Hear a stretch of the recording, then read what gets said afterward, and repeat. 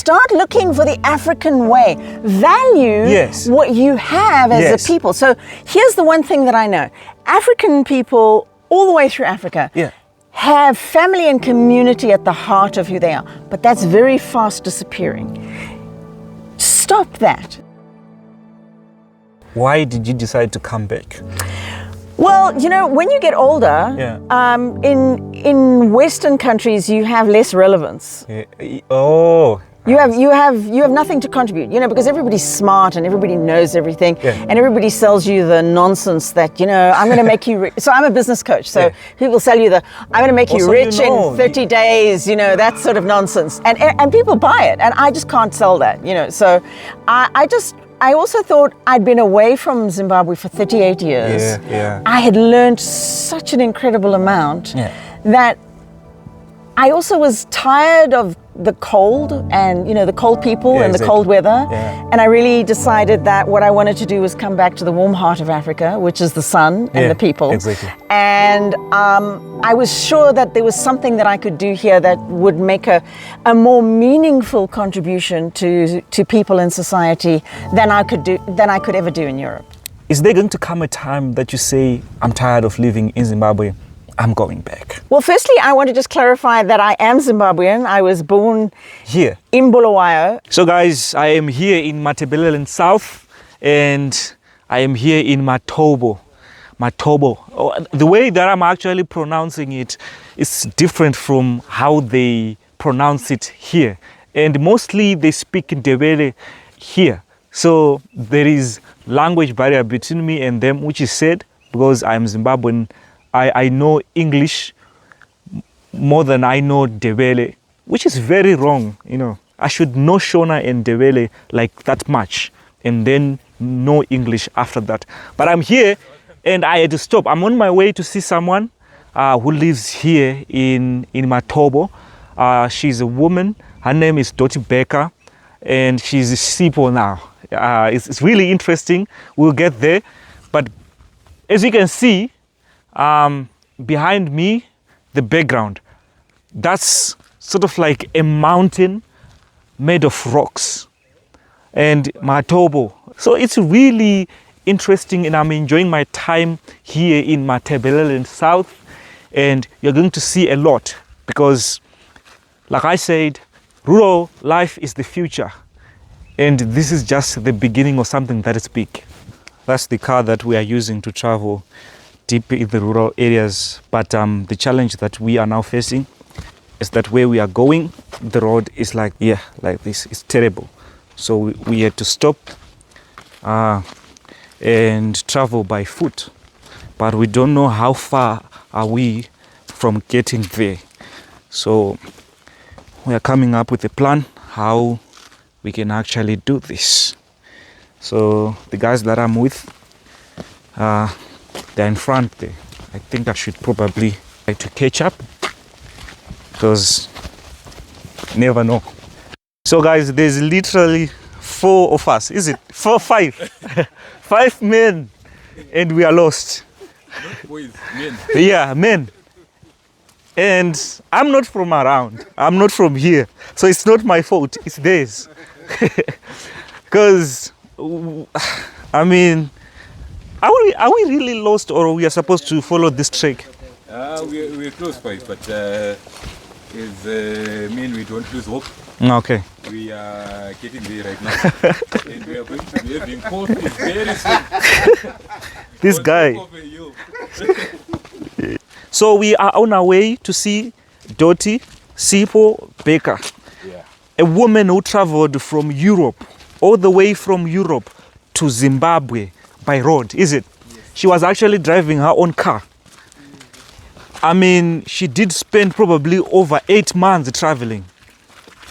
That's the woman that we are going to see. And the most interesting thing is that when she arrived in Africa, she chose to go to the rural areas, deep in the rural areas where men like my friends here are getting lost to get there.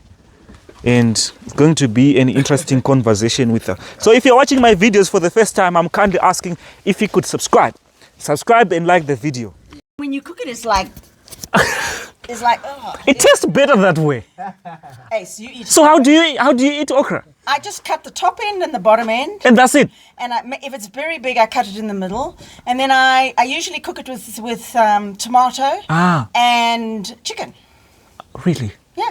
You just put it all in a pot, put some water in, put a lid on. Do you eat pumpkin leaves? Nobody's made me eat pumpkin leaves, so I don't know. I'll take you somewhere probably another day and then you test it. What do you think of Africa? I love it. It's the most incredibly... It is... The one thing... I'm a really bad photographer. So the one thing... And the thing that you can't actually get on a photograph is the vastness of Africa. It is so vast, so diverse. Yeah. You traveled all the way from Europe to Africa, Zimbabwe to be specific. And what I'm seeing here, 20,000 kilometers, 8.5 months, 18 African countries, all by yourself. I did, yes. And so I've been told that when you came here, they gave you a name. What is the name?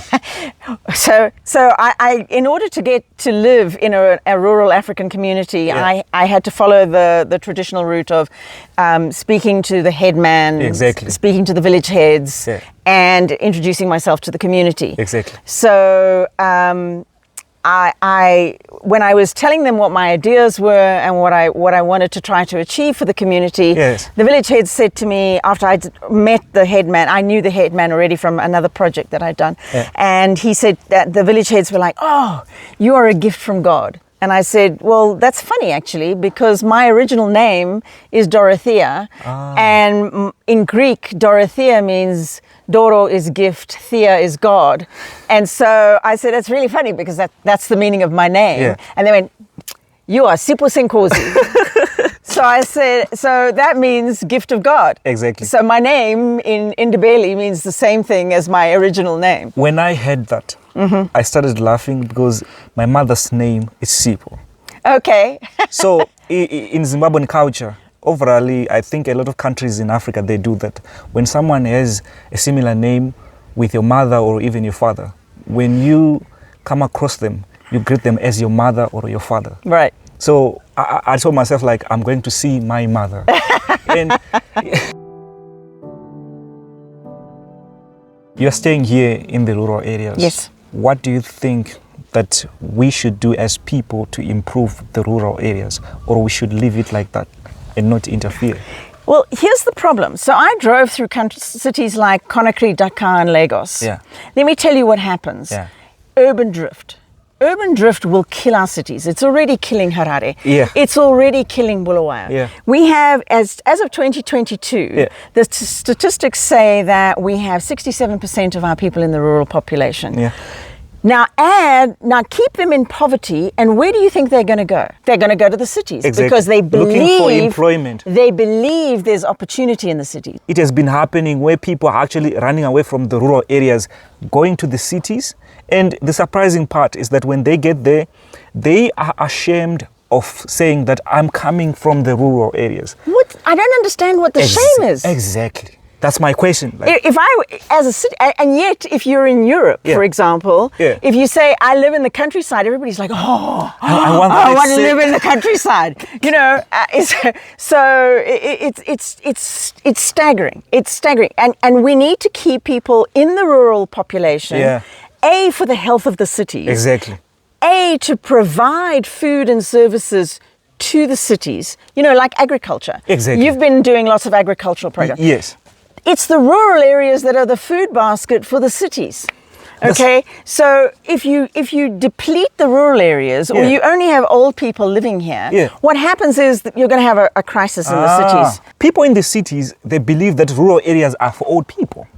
That is very wrong. It is wrong because, you know, old people don't farm the way that younger people can. And the opportunities, you see, one thing I know about Zimbabwe is people see crisis here all the time. Yeah. And yes, we've got lots of nonsense going on all over the place. Okay. Exactly. However, if you move all of that aside, you will find a wealth of opportunity underneath. I wanted to ask, do you think that agriculture, farming, is the backbone of Africa's economy? What do you think? Or maybe it plays some role. If it was done properly, it would be the backbone. Would that be our advantage? It would be your advantage, but not to follow the route of the white farmer, of the Western farming methods. Okay. To focus on regenerative agriculture. That's where your results are best, and you're going to have more out of your soil. You're going to feel better as people because the nutrition you're getting is much more wholesome. You know, I'm staggered. We've got cow shit lying all over the place, but nobody's composting.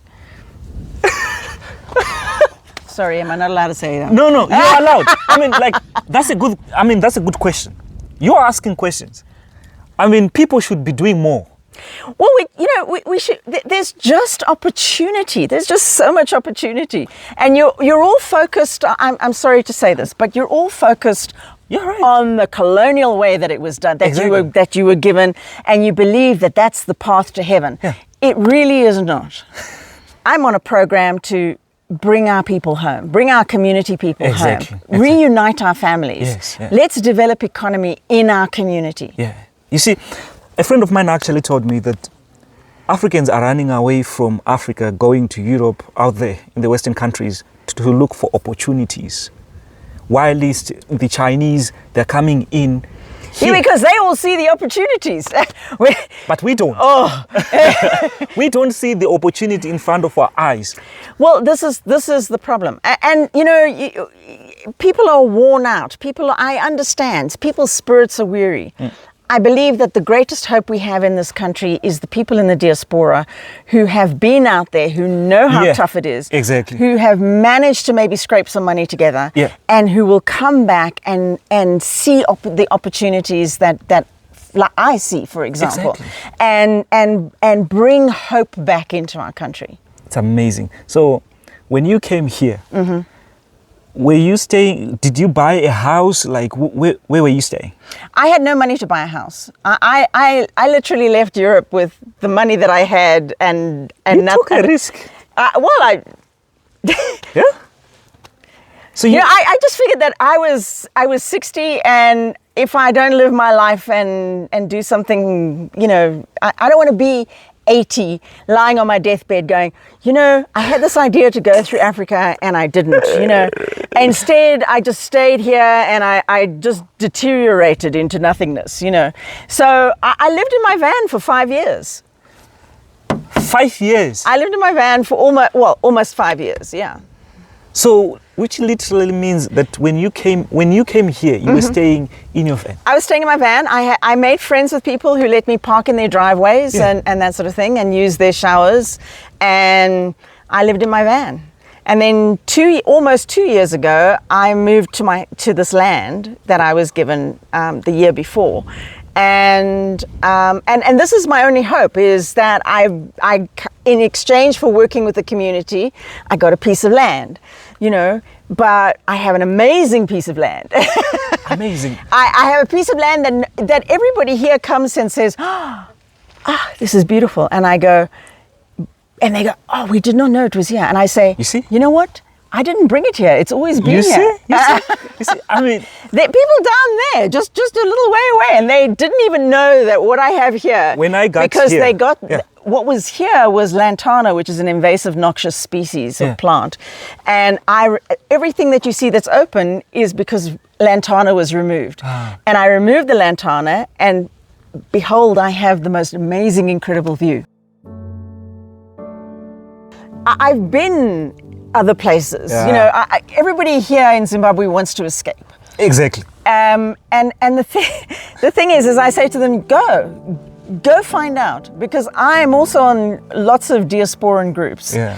And one thing I know is that the majority of them can't wait to get back. To come back.